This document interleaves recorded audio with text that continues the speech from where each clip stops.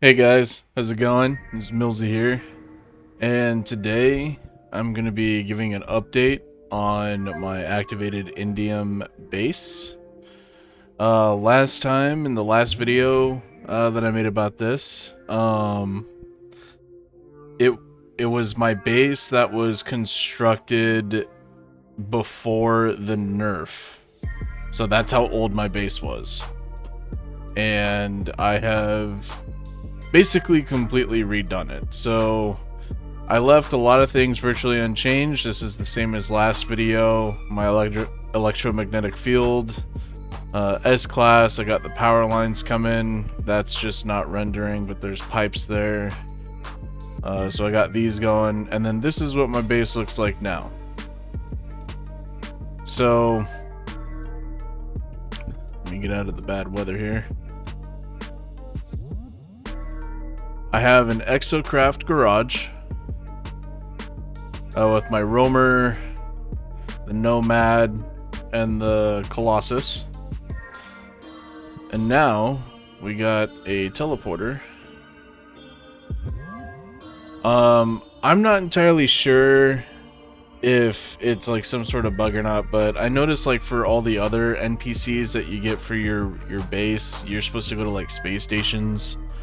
But when it sends you off to go get the Viking for you know, this terminal, the Viking at the space stations were all like super hostile, even though I have max standing with the Viking. I had to go to a trade outpost to find someone to recruit, so that's something new. I got all the storage, all the storage components in here. This is already starting to fill up with activated indium, as you can see. You know, I constructed a little galactic trade terminal in here.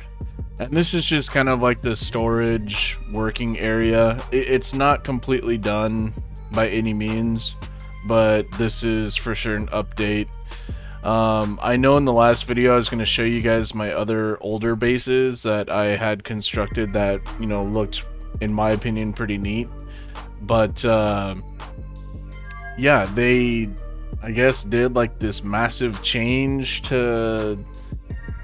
I don't really know. I mean, I went to one of my bases and it was like on fire and in pieces. Like a lot of the components were missing.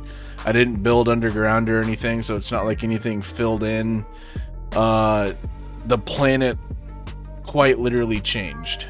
So, yeah, that base was... I've now deleted it, basically. So, up here is kind of like the main landing area.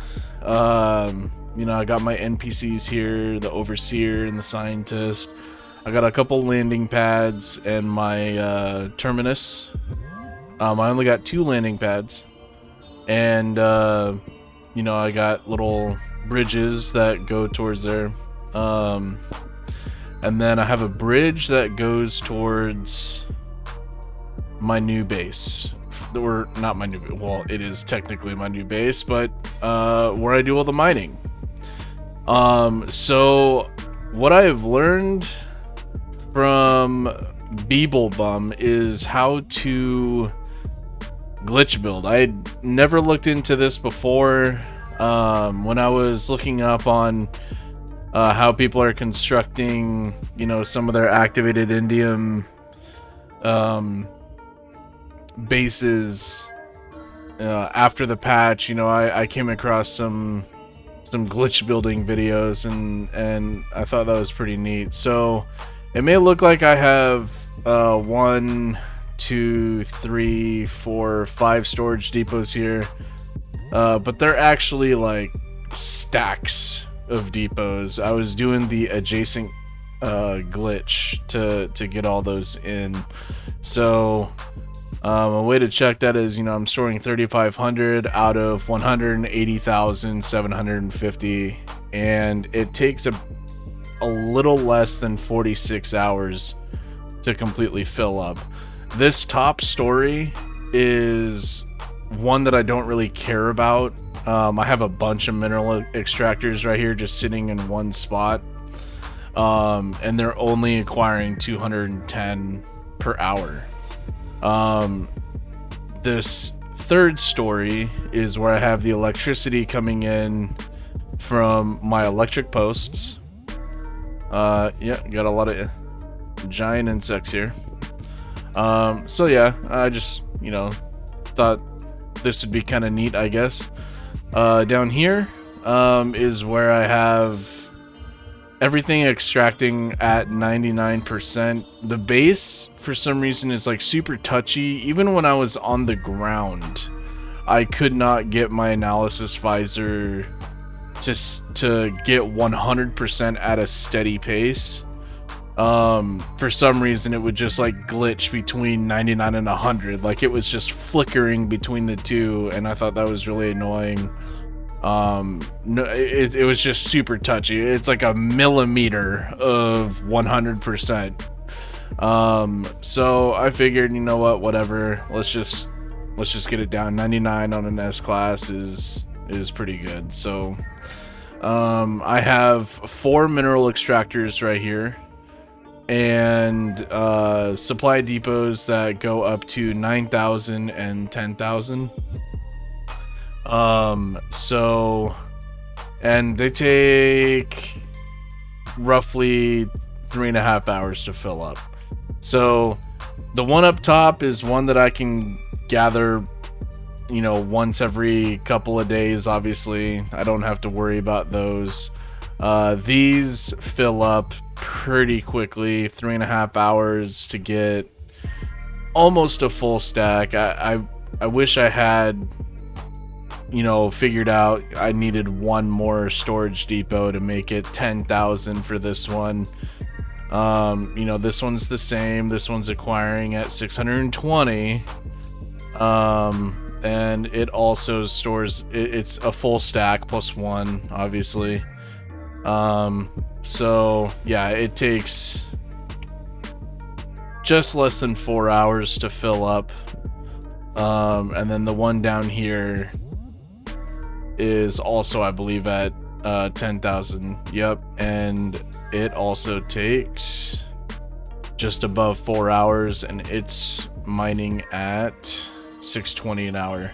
So my most efficient one is on the 3rd story, going at 622. I mean, like, look how similar these are. I basically built them on one wall, right? Like the way that I set this up, I had them sitting on a straight line up, and they're sitting right on top of each other.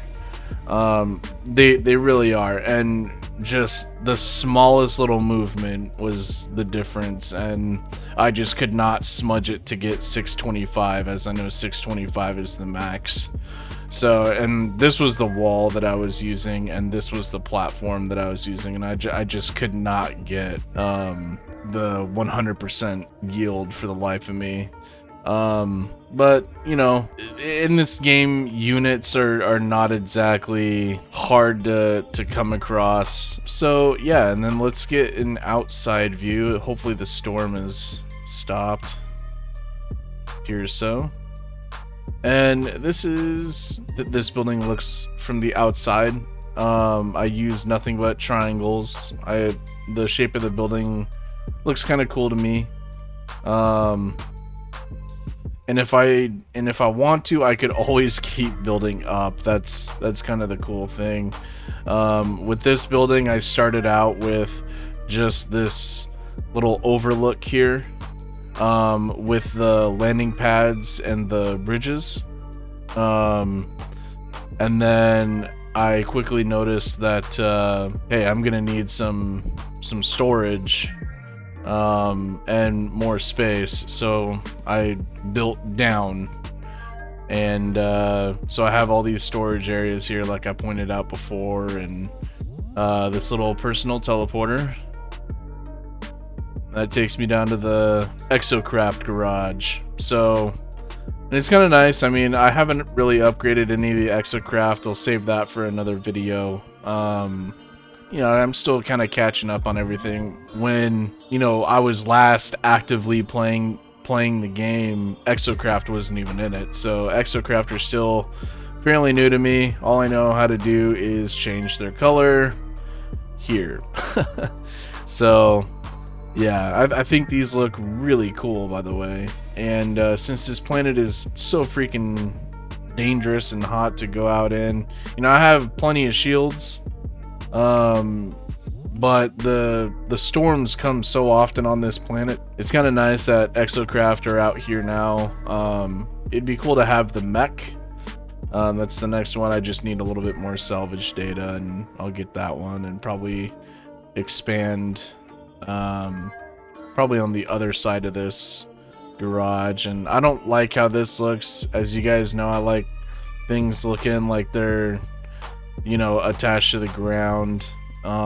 So yeah, I'm still not finished. I gotta fill this in. That looks really bad to me. But I just wanted to give you guys an update on where I was with my mining. And since all my other bases were kind of destroyed with, I guess they did kind of like an overhaul to planets or something, I kind of have to, well, use this as my main hub, which I don't have a problem with. I mean, it's a cool planet. It's just an incredibly deadly planet with the boiling monsoons that we tend to get. So yeah, this is an update on my base. I'll probably do one more update when I'm completely finished with it and I add a little bit more, you know, interior and decorations, and yeah, just kind of like a final update. Alright, so anyways guys, that's the update I wanted to give you in this video. Please like, subscribe. Always trying to grow, and appreciate you guys coming across this video and giving it a watch. Have a good one. Alright, so I adopted a pet.